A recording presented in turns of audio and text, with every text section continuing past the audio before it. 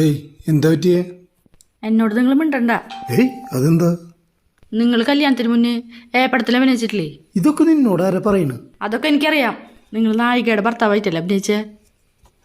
നമ്മുടെ കല്യാണത്തിന് മുമ്പ് അറിഞ്ഞെന്നുണ്ടെങ്കിലോ ഞാൻ നിങ്ങളെ കല്യാണം കഴിച്ചില്ല. നായികയുടെ ഭർത്താവൊക്കെ ആയിട്ട് എന്നെ അഭിനയിച്ച, പക്ഷെ ഈ ഭർത്താവ് ശരീരം മുഴുവൻ തളർന്ന് ഫുൾ ടൈം കട്ടിലും കിടക്കുന്ന ആളായിരുന്നു.